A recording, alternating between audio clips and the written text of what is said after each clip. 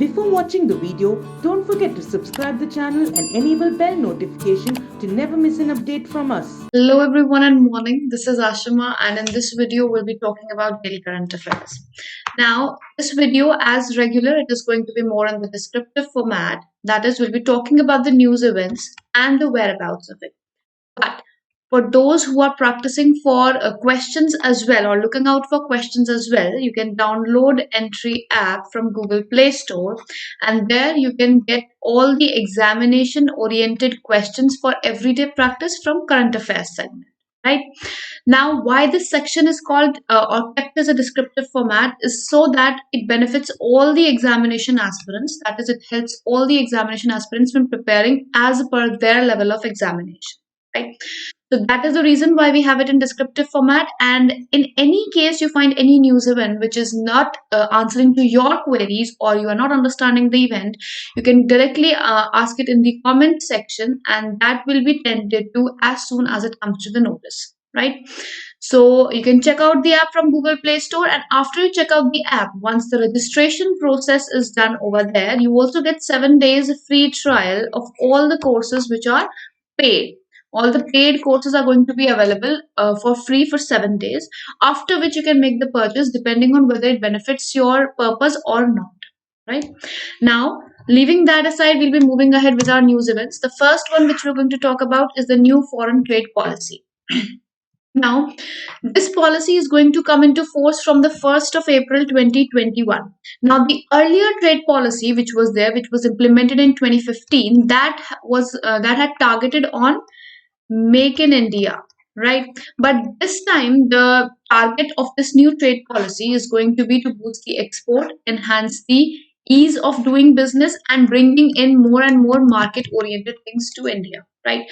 So the reason why this policy has been created on a new pattern is because we have a target of bringing India to a 5 trillion US dollar economy, right? So the goal is to make India 5 trillion US dollars economy. So as for the 1520, that is 2015 to 20 trade policy, the policy implementation was for Make in India initiative, that is bringing in more merchandise export. But this time the target has been kept towards policy aiming at boosting the exports and boosting the ease of doing business. And changes will be brought into the regulatory and operational framework. So changes are going to be in the regulatory framework. Soon enough, they are going to be announced, of regulatory framework as well as for operational framework. Right. So both of these are going to be announced soon, what the changes are going to take place, what all changes are going to be implemented soon enough. And apart from that, the domestic manufacturing and services sector will also be given a push, or you can say are going to be uplifted to a certain level. Now, what are the largest trading partners of India? So we have certain countries which are considered as the largest trading partners of India, being Bangladesh, UK, USA, Bhutan, UAE, and all the nearby countries. But the biggest export of India, if we talk about in terms of product, is in pharmaceuticals, right? So pharma is the biggest export product of India, which it targets to increase in the coming years as well. Then we have the next news event being insect apocalypse. Now, insect apocalypse has been announced recently. It is a situation in which Earth is losing 2% of its insects every year. And this loss of insects every year is being termed as insect apocalypse. So, how much is being lost, that is important. That is how much insects, or how many insects are we losing every year. That is what insect apocalypse is about. So it is important to know what that is about. Then what are the main reasons for insect apocalypse? That is use of more insecticides, lack of food, usage of herbicides, usage of pesticides, use, or you can say pollution, climate change, intensive agriculture practices. All of these are the contributing factors towards the insect apocalypse that we are facing. Now, there are two main insects which can be seen as depicting the huge amount of insect apocalypse, that is the honeybees and butterfly, right? These are the two insects that best illustrate the insect decline as of the day to day. Now, how bad is the situation in, and when was the first insect apocalypse pointed towards? Now, there was a United Nations Conference of Parties on Migratory Birds, Conference of Parties on migratory birds was held recently. That was the 13th conference of parties. That was the time when this had come to notice, or it had come to a talk of the town, that insect apocalypse soon coming towards. Right now, what are the you can say, how bad is it going bad? So more than 40% have already declined, and one third of insects are already endangered. So one third of insects have been endangered, and about 40% insect species have already declined, which leads to the thought that insect apocalypse is very near. And at the rate which it is going with, the insects could vanish within a century as per the predictions that go. Right. The next news event that goes is Kayak Awards. Now, Kayak Awards were presented recently. So, who has presented that? That is important. That being Ministry of Health and Family Welfare. Now, who holds this ministry? That is Dr. Harshvardhan. So, Dr. Harshvardhan, who holds the Ministry of Health and Family Welfare, alongside being the WHO chairman for Executive Council. So, WHO Executive Chairperson is Dr. Harshvardhan, and he has also been appointed as a representative of South Asia for Gavi. Right. So he holds multiple positions, and he was the one who presented Kayak Awards. Now, what are these awards, or you can say to whom are these awards given? So they are given to health facilities which have the highest standards of sanitation and hygiene. That is, all the health facilities which maintain a good sanitation and hygiene, they are awarded via these awards called Kayak Awards. Right. So these awards which were presented recently, they were for 2019-20, and in this, in category B, AIIMS Bhubaneswar was the best performing central government hospital. Now, when I'm saying category B, which kind of hospitals are coming under category B? That is hospitals with less than 1,000 beds. Less than 1,000 beds come under category B hospitals, and AIIMS Bhubaneswar has topped in that category. Then in category A, the second rank holder has been announced recently. That is JIPMER, or Jawaharlal Nehru Institute of Postgraduate Medical Education and Research. That was in category A, and that is the second prize holder. Now, JIPMER was earlier second place holder in 2018-19 also, and in 17-18 was a third place holder. Right. And as for AIIMS Bhubaneswar, in 2018 and in 19, it has received the second award in the category. So second award has been received by 2 times, and this is the first time that it has gone in the best category. Apart from that, we have Rani Durgavati Hospital, which was for the 4th consecutive time it was awarded recently. Then what are the consideration points that are given? Now we are talking about sanitization and hygiene. So what are the factors that are taken into consideration when these awards are given? So that being waste management of the hospital, the sanitation, hygiene, infection control practices that are there, how much promotion of hygiene, keeping of hygiene and promotion of hygiene, support services, and beyond the hospital boundary, what services are they providing? These all are considered factors under Kayak Awards. Now, over here we come to another point of question, that is, when were these awards instituted? That was in 2015. Kayak Awards scheme was launched in 2015 with the aim to incentivize public healthcare facilities, because under this award there is a prize money associated with it, right? So incentives are given to public healthcare facilities to show that they are doing good, so the government is supporting them. So to show the support, there are incentives which are provided to them. Then, so incentivization of public healthcare facilities is done for infection control, cleanliness, and maintenance of sanitation. Now, this Kayak Awards is somewhere associated with Swachh Swasthya Sarvatra All scheme also, which was launched in 2016 later on, right? Then we have a global Ebola vaccine stockpile. Now, there are 4 international organizations which have created this stockpile. Those 4 organizations are World Health Organization, or WHO, MSF, or Medicines Sans Frontiers, International Federation for Red Cross and Red Crescent Societies, and UNICEF. These are the 4 organizations which have maintained this stockpile of Ebola virus. Now, what is a stockpile, or when do we say that a an organization has a stockpile of it.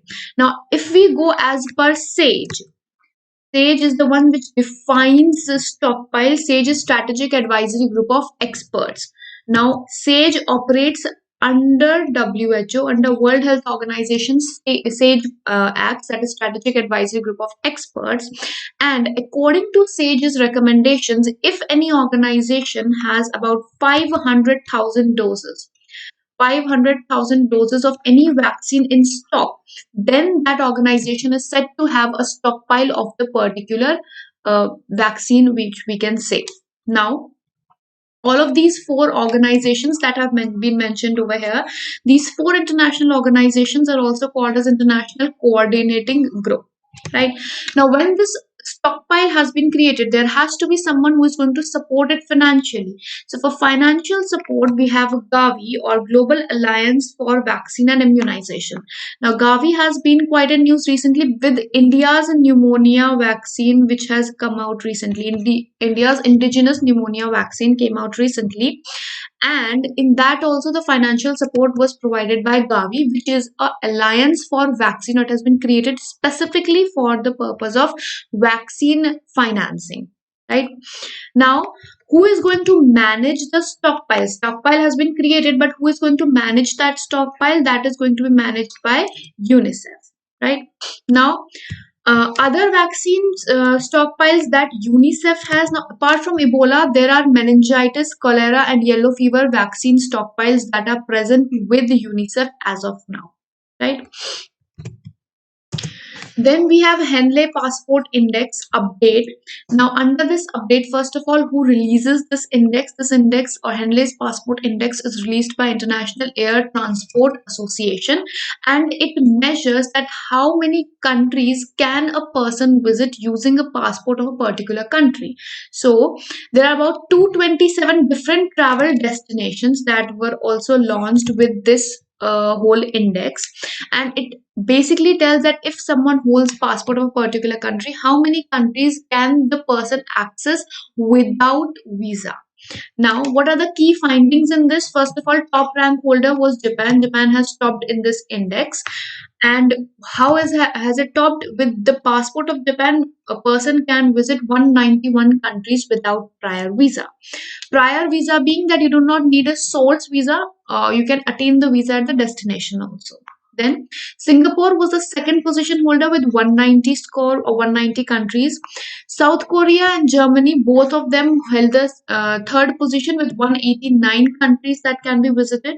UK, USA, and New Zealand and Switzerland, these were the seventh position holders, and they are considered the most powerful passports as well. They were once most powerful. Now they have only 185 countries that can be visited using these countries' passports. India's rank was 85th in this index. Right, and if we talk about the bottom rank holders with 26, 28, and 29, we have Afghanistan, Iraq, and Syria. Although the neighboring countries, being Nepal and Pakistan too, have not performed quite well. So they are also under the bottommost performers or worst performers, that being 104 with Nepal and Pakistan having 107. Right now, as per the index this time, Asia Pacific countries have become the top performers, leaving behind the past 16 years trend of European Union countries topping it, or United States of America and UK. So most of the times the prior positions were taken by European Union, USA and UK, but this time Asia Pacific countries have come up as a primary rank holders, or the top performers for the year. Then a few one-liners. That coming up as Committee on TRPs was formed recently. If we have kept a tab on, in November, this committee was formed to make TRPs more transparent, and for that purpose, a committee had been formed, and this committee was formed under chairmanship of Prasar Bharati CEO Shashi Shekhar Vempati. Now, this report has been completed by the committee, and it has been submitted to the Ministry of INB, Information and Broadcasting. Right. So over here, what is important is, first of all, who is the Union Minister of INB, that being Prakash Javadekar. Second, under whom the committee was formed, that being Shashi Shekhar Vempati. Third, when was it formed? That being 4th of November, right? And fourth, the purpose of it, that being increasing of transparency in TRPs. Then next news event coming, women have been allowed to be inducted as army pilots as per army chief recently, or army chief's recent announcement. Now, who is the army chief? That being General Manoj Mukund Narwane. He is the current army chief, and he has announced that women can be inducted as army pilots. Then North Korean leader Kim Jong-un was given the title of General Secretary of ruling Workers' Party, formerly held by his late father Kim Jong-il and grandfather Kim Jong-il's son. So these are the two ex-general secretaries, and now Kim Jong-un has been given the title of General Secretary by by the party or party workers, as we can say. Then news coming from Malaysia, that is the king of Malaysia. Now it is important who is the king of Malaysia. That is Sultan Abdullah Sultan Ahmad Shah, and he has declared emergency till 1st of August for a fight against COVID-19. So who had recommended this? The recommendation was by the Prime Minister of Malaysia, that is Muhyiddin Yassin. So Prime Minister of Malaysia is important, king is important, and it is important that which country has declared emergency situation recently till 1st of August. Then United States of America has rebranded Cuba as a state sponsor of terrorism. Earlier it was removed from the list, and now it has been inducted into the list again by United States. Now what is the state sponsors of terrorism? That is the USA blacklist, which is created, and this you can say blacklists all those countries which are sponsoring terrorism directly or indirectly, right? So with this, we'll be winding up the segment. So we'll see you in the next video. For all of you, do share the video. For all of you find will be benefiting from this. We'll see you in the next video. Until then, goodbye, take care, and have a wonderful day ahead.